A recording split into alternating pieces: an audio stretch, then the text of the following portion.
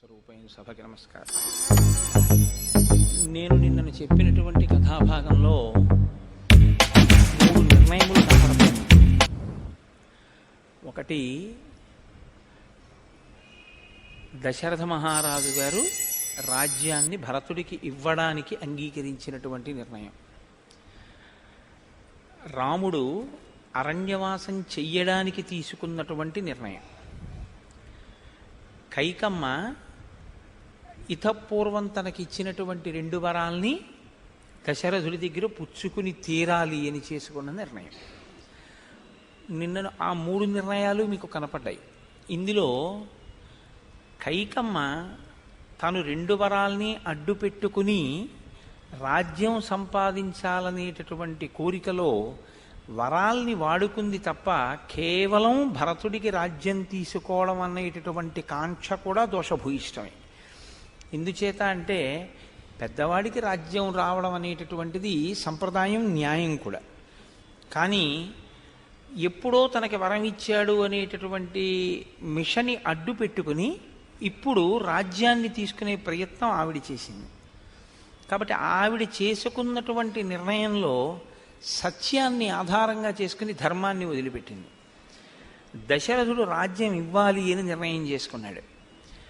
ఆయన తను ఇచ్చినటువంటి వరాలు ఏవైతే ఉన్నాయో ఆ వరాలకి ఇప్పుడు కట్టుబడిపోయాడు. కైకమ్మ ఇచ్చినటువంటి వరాలకి కట్టుబట్టాడు కాబట్టి ఇప్పుడు రాముడికి రాజ్యం ఇచ్చి తీరాలనేటటువంటి ధర్మం నుంచి తాను స్థాపించలేని స్థితిలోకి వెళ్ళాడు.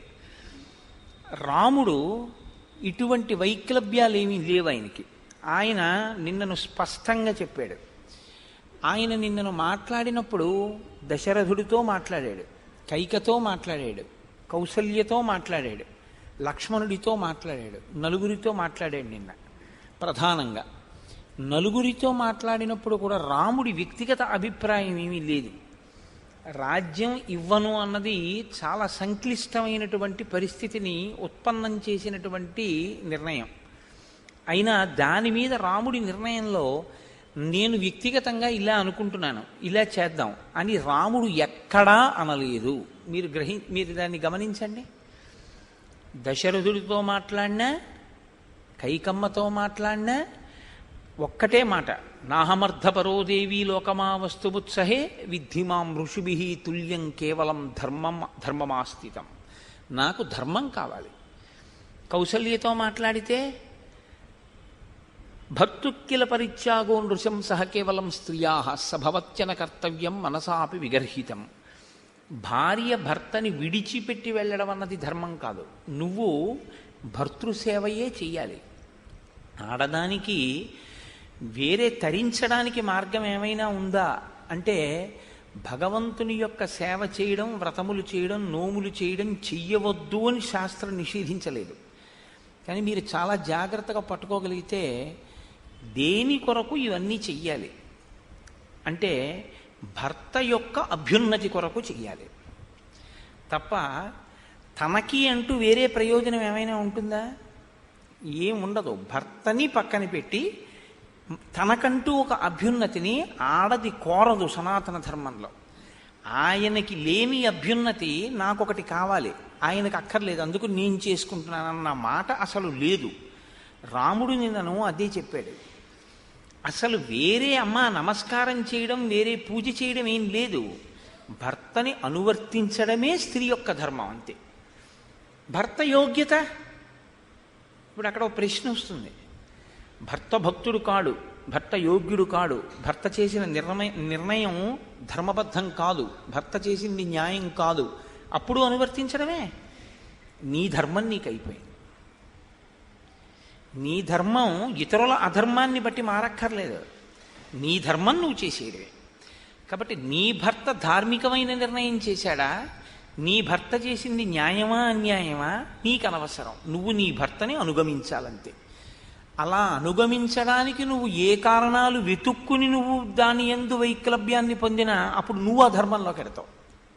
కాబట్టి నీ ధర్మాన్ని నువ్వు కాపాడుకోవాలి అంటే నువ్వు దశరథుణ్ణి అనుగమించాలి. నా ధర్మం పుత్రధర్మం. నేను తండ్రిని అనుగమించాలి, తండ్రి చెప్పిన మాట నేను చెయ్యాలి. అదొక్కటి వదిలిపెట్టేసి ఇంక నేను ఏం చేసినా కూడా ఎలా ఉంటుంది అంటే పునాది లేని భవనంలా ఉంటుంది. అసలు ప్రారంభమే అధర్మం. నేను రాజ్యాన్ని పుచ్చుకోగలను నిగ్రహించి దశరథుణ్ణి, కానీ అధర్మంతో పుచ్చుకున్న రాజ్యాన్ని నేను ఏ ధర్మంతో పరిపాలన చేయను? ఎవరికి ఏ ధర్మం చెప్పను? అందుకని రాజ్యమా, స్వర్గమా, అభ్యున్నత, అధికారమా, లేకపోతే భోగమా, ధర్మమా అంటే ధర్మబద్ధమైన స్వర్గము, ధర్మబద్ధమైన అధికారము, ధర్మబద్ధమైన భోగము, ధర్మబద్ధమైన రాజ్యము, ధర్మముతో ముడిపడని ఏవీ నాకొద్దు. అందుకని నా ధర్మం పుత్రధర్మం, కాబట్టి నేను అడవికే వెడతాను, కాబట్టి నువ్వు ఆశీర్వచనించి. ఇప్పుడు రాముడు ఎటువైపు నుంచి ఆలోచించినా తనది అన్న ఆలోచన రాముడికి ఏం ఉండదు. రాముడు ఎప్పుడు ఎలా ఆలోచిస్తాడంటే దీనికి శాస్త్రం ఏం చెప్పింది, దీనికి వేదం ఏం చెప్పింది, అంతే. వేదం ఇలా చెప్పింది, అలా చేస్తాడు. ఇది ఎలా ఉంటుందంటే శరీరం అనారోగ్యంతో ఉంది, డాక్టర్ గారి దగ్గరికి వెళ్ళారు. డాక్టర్ గారు అన్నారు ఈ మందు వేసుకో, కానీ పెరుగు అన్నం తినకు అన్నారు. ఇప్పుడు పెరుగు అన్నం తినడమా, పెరుగు అన్నం తినకపోవడమా? ఇక మీ విచక్షణ ఏం లేదు. పెరుగు అన్నం తినరు. ఎందుకు తినరు? ఎవరో ఒక ఆయన పల్లెటూరు నుంచి వచ్చి ఏమండి మా గేది పాలు తీసుకొచ్చాం, పెరుగు గట్టిగా రాయిలా తోడుకుంటుంది, మా గేది పెరుగు చాలా కమ్మగా ఉంటుందన్నాడు. నేను తినను. ఎందుకు తినవు? డాక్టర్ గారు తినద్దన్నారు. వేదం ఏది వద్దందో అది నేను చేయను, వేదం ఏది చేయమందో అది నేను చేస్తాను. కాబట్టి నాకు ధర్మానికి ప్రమాణమేమి వేదమే. ఇది రాముడు. అందుకే నేను మీతో మనవి చేసింది, రామాయణంలో రాముడు ఏం చేశాడో మీరు గ్రహిస్తే మీకు ధర్మం వేదం తెలిసినట్లే. ఇంకా మళ్ళీ ఏమీ కొత్తగా మీరు నాకు ఇది తెలియలేదని బెంగ పెట్టుకోవలసింది ఏమి ఉండదు. కాబట్టి రామాయణాన్ని మీరు తెలుసుకోగలిగితే చాలు. అందుకే రామాయణాన్ని రామాయణంగా మీరు చదువుకుంటే చాలు. మీరు అందులో కష్టపడవలసింది ఏమి ఉండదు. రాముడే చెప్తూ ఉంటాడు, ఇది ధర్మం అంటూ ఉంటాడు, వివరణ చేస్తూ ఉంటాడు. చాలా చక్కగా జీవితానికి అన్వయం చేసుకుని జీవించగలిగినటువంటి సుసంపన్నమైనటువంటి వ్యవస్థ మీకు శ్రీరామాయణాన్ని అవగతం చేసుకోవడం వల్ల ఏర్పడుతుంది. కాబట్టి ఇప్పుడు ఆయన కౌసల్యా మందిరంలో ఆశీర్వచనాన్ని పొంది అక్కడి నుంచి బయలుదేరి సీతమ్మ మందిరానికి వెళ్ళాడు. సీతమ్మకి కూడా తెలియదు యవరాజ్య పట్టాభిషేకం ఆగిపోయింది, రాముడు అరణ్యవాసానికి వెళ్ళిపోతున్నాడు అని. అక్కడ ఉన్నటువంటి జనం అందరూ కూడా రాముడు ఇప్పుడే అభిషేకాన్ని పొంది వస్తాడు అనేటటువంటి సంతోషంతో నిలబడి ఉన్నారు. వచ్చిన రాముడు చాలా ఖిన్నుడై చింతాక్రాంతుడై ఉన్నాడు. ఇక్కడ మీరు ఒక విషయం పట్టుకోవాలి. ఇప్పటి వరకు లేడుగా. అభిషేక సంబారాల పక్క నుంచి వస్తున్నప్పుడు మనసు కుందుతుంది. ఎందుకో తెలుసా అండి? ఇప్పుడు వీటితో నాకే చేస్తారు అని అనుకున్నది తనకి చెయ్యట్లేదు వాటితో అని అనిపించినప్పుడు ఆ పదార్థాలను చూసినప్పుడు ముఖం వివరణం అవుతుంది. రాముడికి అలా అవ్వలేదు. వాటికి ప్రదక్షిణం చేసి నమస్కారం చేశాడు. అది ఎవరికి ఉపయోగించినా అవి పవిత్ర పదార్థములు, వాటిని చూసి నా మనసు కుందకూడదు. రెండు, ఇది లేదన్న బెంగ నాకుంటేగా నేను ధర్మం పాటిస్తున్నానుగా. నిన్న నాన్నగారు చెప్పిన మాట విని పట్టాభిషేకం చేసుకుంటే ఏ ధర్మమో ఇవి నా నెత్తిన పోసి ఉండేవారు. ఇవాళ నాన్నగారు చెప్పిన మాట వినడం కోసం ఇవి నా నెత్తిన పొయ్యకుండా ఉంటున్నారు. వాటి పవిత్రత వాటిది, నా పవిత్రత నాది. కాబట్టి వాటికి ఓ ప్రదక్షిణం చేసి వెళ్ళిపోయాడు. మరి సీతమ్మ మందిరానికి వచ్చినప్పుడు ఎందుకు చింత అంటే మహర్షి చాలా చమత్కారంగా మాట్లాడతారు. తాం దృష్ట్వాసహి ధర్మాత్మ న శశాకమనోగతం తం శోకం రాఘవ సోఢుం తతో వివృతతాం గతః. అక్కడ దాకా వచ్చిన తరువాత కౌసల్యా మందిరానికి వెళ్ళినప్పుడు స్థిరంగా నిలబడ్డాడు. లక్ష్మణుడితో మాట్లాడినప్పుడు స్థిరంగా నిలబడ్డాడు. సీతమ్మ గృహం దగ్గరికి వచ్చిన తర్వాత సీతమ్మ వంక చూశాడు ఇలాగా. ఆవిడ మంచి సంతోషంగా ఉంది. వాళ్ళ ఆయనకి యవరాజ్య పట్టాభిషేకమై వస్తాడని. ఆవిడ ఈయన్ని చూసింది. చూసినప్పుడు ఆవిడకి అనుమానం వచ్చింది, అదేమిటి అలా ఉన్నాడు, ఇలా ఉండకూడదుగా యవరాజ్య పట్టాభిషేకం జరిగితే అన్నది చూపుల్లో కనపడింది. రాముడు దుఃఖాన్ని ఆపుకోలేకపోయాడు. శ్రీరామాయణం మీకు భగవంతుడుగా నడవడు రాముడు, రాముడు నరుడిగా నడుస్తాడు. ఇది మీరు గమనించవలసి ఉంటుంది. కానీ నరుడిగా నడిచి ధర్మాన్ని పట్టుకుని నశించిపోడు. ధర్మాన్ని పట్టుకున్నవాడు నశించిపోయాడు అనుకోండి, ధర్మాన్ని పట్టుకున్నవాడు చచ్చిపోయాడు అనుకోండి. అప్పుడు ఇంక మీకు ఆదర్శం ఏముందండి అందులోంచి ఇంక తీసుకోవడానికి? ధర్మాన్ని పట్టుకున్నవాడు నిలబడాలి, నిలబడితేనే మీకు ఆదర్శం అవుతుంది అది. అందుకే శ్రీరామాయణం కానీ సనాతన ధర్మంలో కానీ ఎవడు సత్యధర్మాల్ని పట్టుకున్నాడో వాడు పడిపోవడం ఉండదు మన కావ్యాల్లో, మన పురాణాల్లో. కాబట్టి చూడండి, ఇప్పుడు ఆయన చింతాక్రాంతుడయ్యాడు. ఎంత చింతాక్రాంతుడయ్యాడంటే ఆయన దుఃఖం ప్రకటనంగా పైకి తెలిసిపోయింది. అంటే వేరొక మాటలో చెప్పాలంటే ఆయన దుఃఖం లోపల నుంచి మాంసనేత్రము చేత దర్శించబడేటటువంటి రీతిలో పైకి పెళ్ళుబుకింది. ఇప్పుడు మీరు ఒక విషయాన్ని గమనించాలి. మరి రాముడు ఎందుకు అలా ఇక్కడికి వచ్చేటప్పటికి దుఃఖం ఆపుకోలేకపోయాడు? ఈ దుఃఖానికి రెండు కారణాలు ఉండాలి. ఒకటి, యవ్వరాజ్యం పోయిందన్న బాధన్నా ఉండాలి, లేకపోతే సీతమ్మకి దూరం అవుతున్నానన్న బాధన్నా ఉండాలి. ఈ రెండిటిలో ఏది సత్యం? రాజ్యం పోయింది అని బాధపడితే అక్కడే ఏడవాలి, సీతమ్మకి దూరం అవుతున్నానని బాధపడితే ఇక్కడ ఏడవాలి. అక్కడ ఏడవకుండా ఇక్కడ ఏడిచాడంటే సీతమ్మకి దూరం అవడానికి ఏడుస్తున్నాడు. సీతమ్మకి దూరం అయితే ఏడవచ్చా? ఏడవచ్చు. తన ధర్మపత్నికి దూరంగా ఉండలేక బాధపడితే అది ధర్మమే, అది తప్పేం కాదు. మీరు అందుకే ధర్మాన్ని చాలా జాగ్రత్తగా అర్థం చేసుకోవాలి. సన్యాసిలా గృహస్థి ఎప్పుడూ బ్రతకకూడదు. ఏదో అక్కర్లేని విషయాలన్నీ తీసుకొచ్చి గృహస్థాశ్రమంలో కలగాపలకం చేసేసి ఏదో సన్యాసిలా నేను జీవిస్తానండి అని మీరు గృహస్థాశ్రమంలో ఉండకూడదు. గృహస్థాశ్రమంలో ఉన్నట్టు సన్యాసి ఉండకూడదు, సన్యాసి ఉన్నట్టు బ్రహ్మచారి ఉండకూడదు, బ్రహ్మచారి ఉన్నట్టు గృహస్థు ఉండకూడదు. ఎవరి ధర్మం వాళ్ళది, ఎవరి ధర్మం వాడు పట్టుకోవాలి. అంతేకాని ఎక్కడికో వెళ్ళి ఏదో విని లేకపోతే ఏదో చూసి వచ్చి ఏముందండి ఇదంతా అని చెప్పేసి చాలా నిర్వేదంతో, ఒక కృతక వైరాగ్యంతో ఇంట్లో వాళ్ళ అభ్యున్నతిని కోరకుండా ఇంట్లో వాళ్ళకి సుఖశాంతులు నశించిపోయేటట్టుగా గృహస్థు బతకకూడదు, తప్పది. అలా ఎప్పుడూ ఉండకూడదు. ధార్మికమైన సుఖమును గృహస్థు అనుభవించవచ్చు. అడగాలి ప్రతిరోజు, ధర్మపత్ని సమేతస్య, నా కుటుంబంలో ఉన్న వాళ్ళందరి యొక్క అభ్యున్నతి కొరకు నేను ఈ పూజ చేస్తున్నాను అని నువ్వు అడగాలి. అంతేకాని నువ్వు అలా కోరకుండా ఉండడానికి నువ్వు గృహస్థాశ్రమంలో లేకుండా లేవు, నువ్వు గృహస్థాశ్రమంలో ఉన్నావు. ఏ ఆశ్రమంలో నువ్వు ఉన్నావో దానికి తగిన ధర్మాన్ని నువ్వు పాటించాలి. అంతేకాని నువ్వు గృహస్థాశ్రమంలో ఉండి సన్యాసిలా బతకడం, ఎక్కడో ఏదో వినడం, విని అలా నేను ఉంటానంటూ ఉండడం తప్పది. అలా ఉండకూడదు.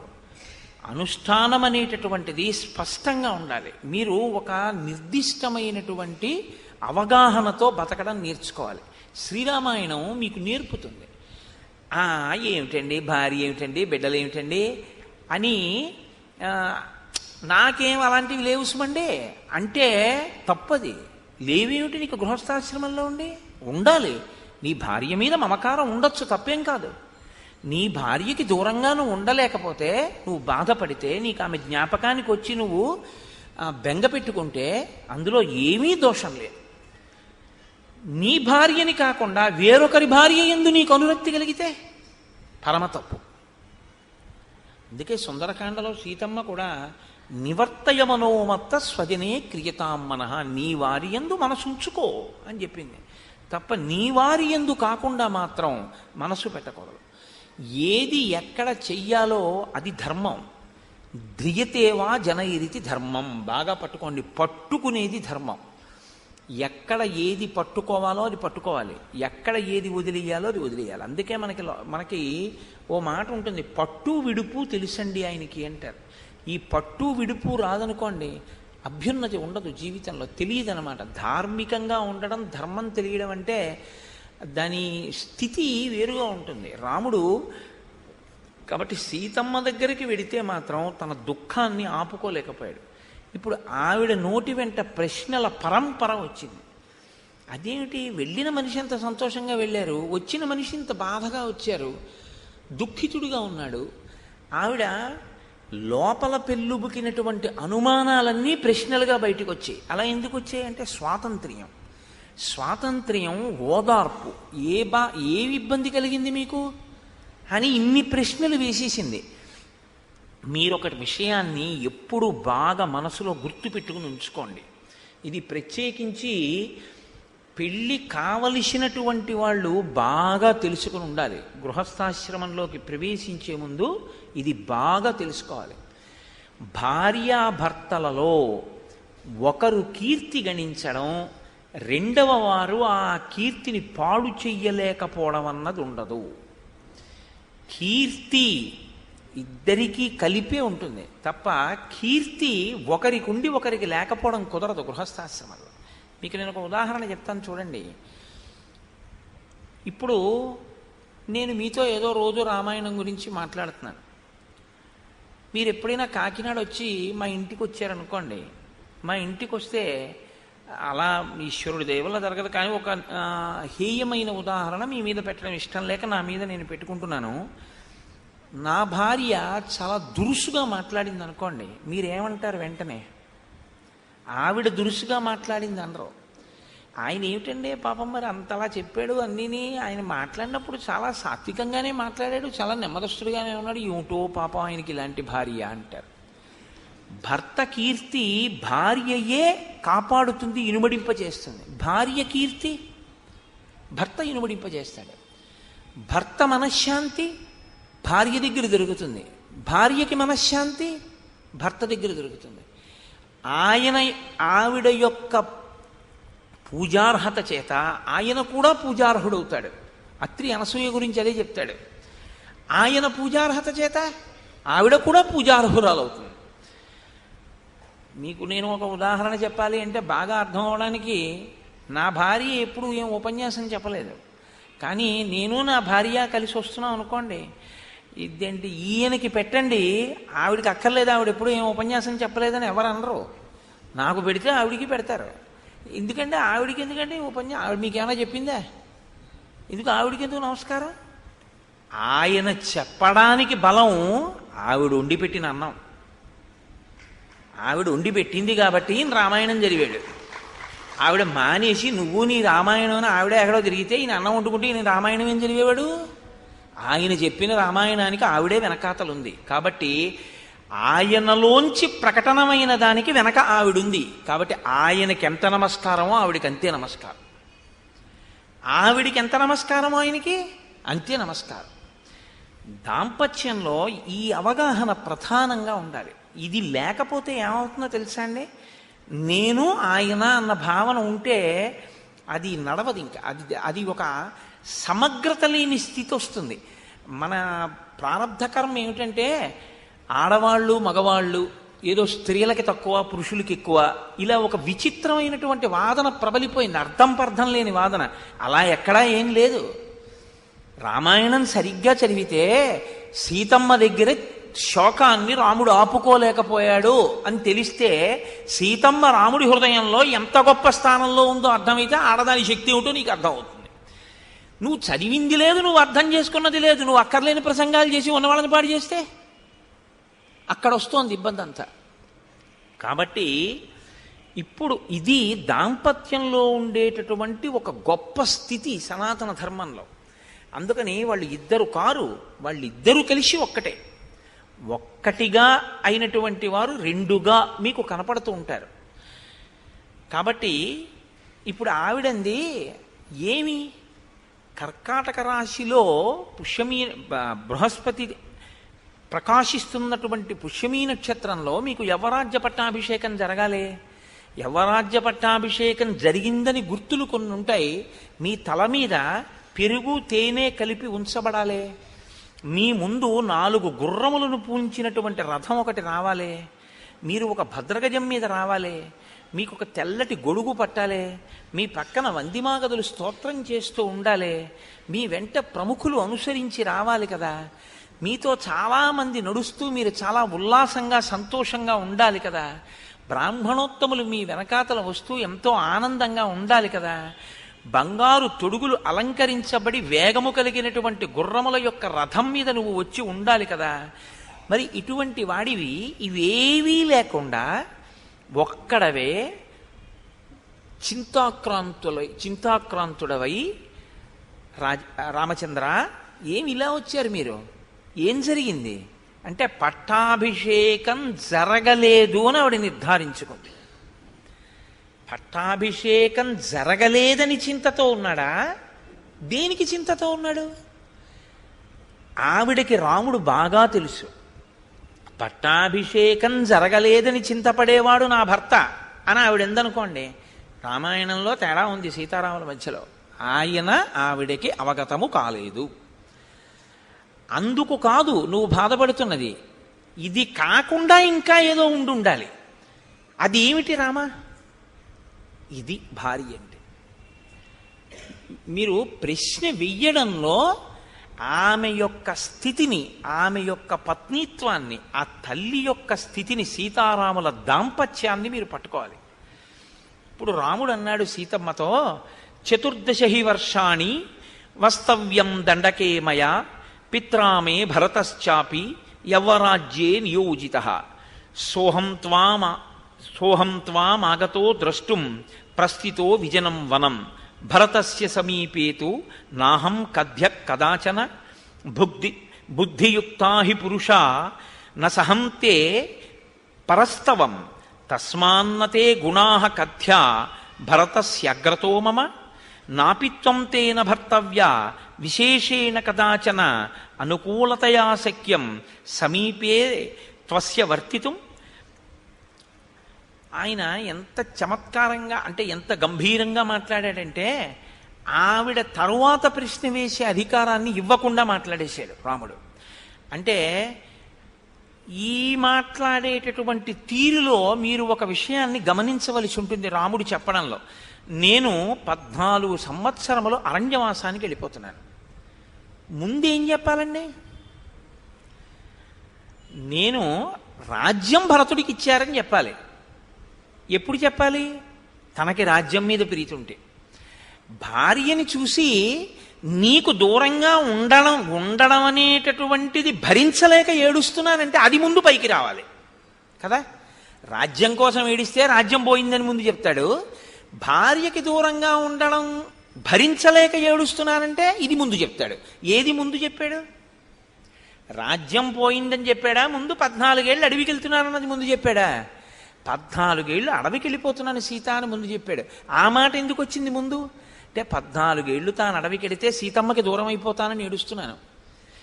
ఇప్పుడు రాముడు రాజ్యం కోసం కాదు, భార్యకి దూరంగా ఉండలేక ఏడుస్తున్నాడు. అలా ఏడవచ్చా? మీకు ఇందాకనే చెప్పా, ఏడవచ్చు, తప్పేం కాదు, అది ధర్మంలో అంతర్భాగం, భార్య యందు ప్రేమ. కాబట్టి ఇప్పుడు రెండో స్థితిలో ఆ కారణం చెప్తున్నాడు. పిత్రామే భరతశ్చాపి యవ్వరాజ్యే నియోజితః. నా తండ్రి భరతుణ్ణి యవ్వరాజ్యమునందు స్థాపించాడు. ఇది మీరు గమనించాలి. కైకమ్మ వరాలు అడిగింది, నాకు ఇవ్వద్దంది, రాజ్యం భరతుడికి ఇచ్చేయమంది, మా నాన్న ఒప్పుకున్నాడు, అందువల్ల భరతుడికి రాజ్యం వెళ్ళిపోతోంది అని చెప్పలేదు. భరతుణ్ణి రాజ్యమునందు దశరథుడు స్థాపించాడన్నాడు. అంటే మా నాన్నగారికి అధికారం ఉంది, ఆయన ఇష్టం, ఎవరికైనా ఇస్తారు. అంతేగాని నాకు ఇవ్వలేదు, మా అమ్మ అలా అడిగింది, అసలు ఆ ధోరణిలో మాట్లాడే నైజమే రాముడి దగ్గర లేదు. అంటే అసలు అటువంటి స్థితి ఆయనలోకి వెళ్ళదు. అది కదలని స్థితి. అంటే అది కదలని స్థితి వాక్కుల చేత తెలుస్తుంది, లేఖితనం వాక్కుల చేతనే తెలుస్తుంది.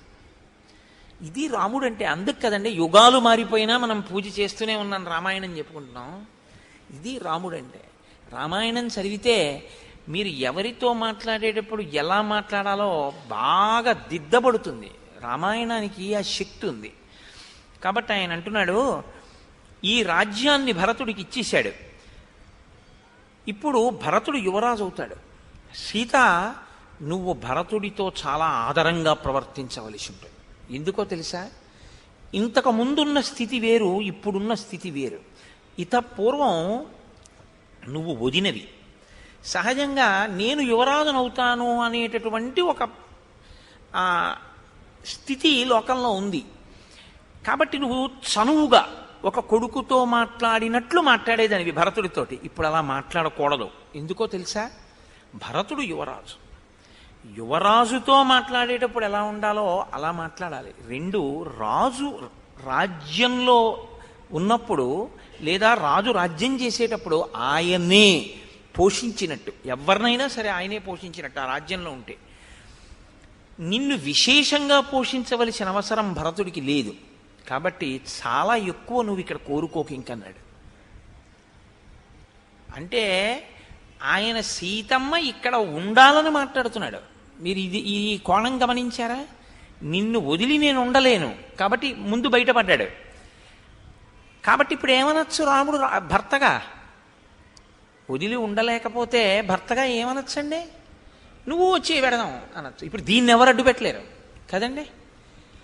సీత నువ్వు నాతో వచ్చేయి అంటే మీ ఆవిడ్ని తీసుకెళ్ళకు అని దశరథుడు అనలేడు. వచ్చేయి అనొచ్చు, మరి వచ్చేయి అంటలేదు, నువ్వు ఇక్కడ ఉండిపో అంటున్నాడు.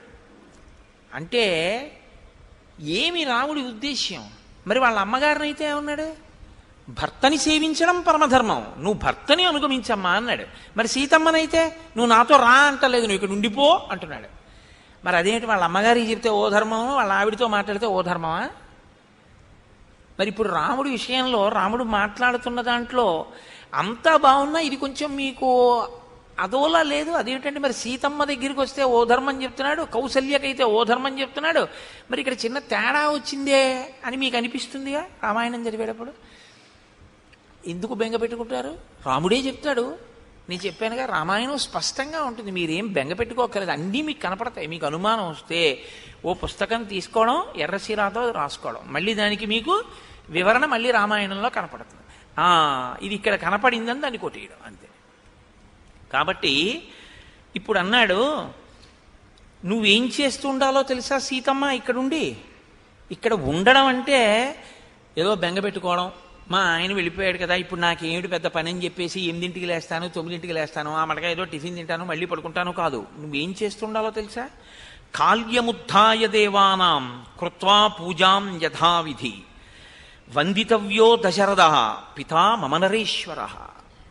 నువ్వు వేళకి లేవవలసిన దానివి వేళకి లేవాలి. ఇన్నాళ్ళు నేను కూడా ఇక్కడ ఉన్నాను, నేను ప్రాతకాలంలో లేచి సంధ్యావందనం చేస్తాను, నేను లేస్తాను కనుక నేను లేచేటప్పటికి భార్య ఏం చేయాలి?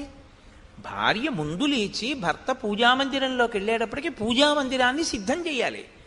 భార్య ప్రధాన బాధ్యత అదే.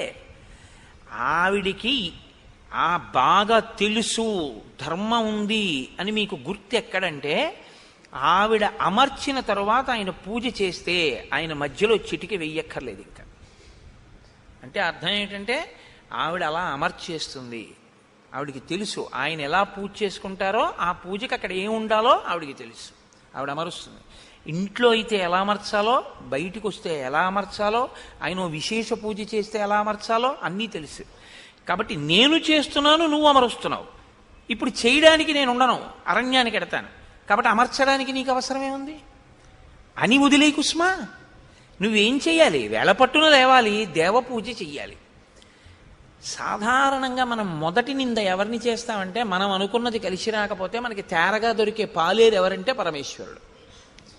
ఏమిటో ఇంత పూజ చేశాను ఏం చేశాడండి నాకంటున్నావు. ఏవో నువ్వెంత పాపం చేసావో వాడికి తెలుసు, నీకు చెప్తే తెలుస్తుంది నీకు ఎంత తప్పు చేసావో. ఇటు తిరిగి ఆయన ఏమిటంటే మళ్ళీ చెప్పి బాధ పెట్టడం ఎందుకని చెప్పడం అంతే. కాబట్టి మళ్ళీ ఇంకో తప్పు ఆయన్ని నిందిస్తూ ఉండడం. ఏదో తప్పు చేసి ఉంటాను ఈశ్వర, నాకు ఈ ఫలితాన్ని ఇచ్చావు కాబట్టి నేను ఓర్చుకోగలిగిన శక్తిని అనడం. అలా అనడం భక్తి. రాముడైతే అలా అనడు, లేచి దేవపూజ చెయ్యి అంటాడు. ఇది పరిణతి అనమాట అండి, ఒక వ్యక్తి యొక్క స్థితిని మీకు చెప్తుంది. ఇది మనం నేర్చుకోవలసి ఉంటుంది రామాయణంలో. అందుకే రాముడు మాట్లాడినా, వశిష్ఠుడు మాట్లాడినా, శ్రీరామాయణంలో సుమిత్ర మాట్లాడినా మీరు చాలా చాలా జాగ్రత్తగా చదవాలి ఆ శ్లోకాలని, చాలా జాగ్రత్తగా చదవాలి. ఎందుకో తెలుసా అండి, ఈ పాత్రలు మాటలు మాట్లాడితే ప్రతి మాట వేదం చెప్పిన మాటలు అయి ఉంటాయి. అంతే తప్ప ఏదో మాట్లాడేద్దామని చెప్పి వాళ్ళు మాట్లాడరు. మీకు అందులో ఒక అక్షరం అనవసరం ఉండదు.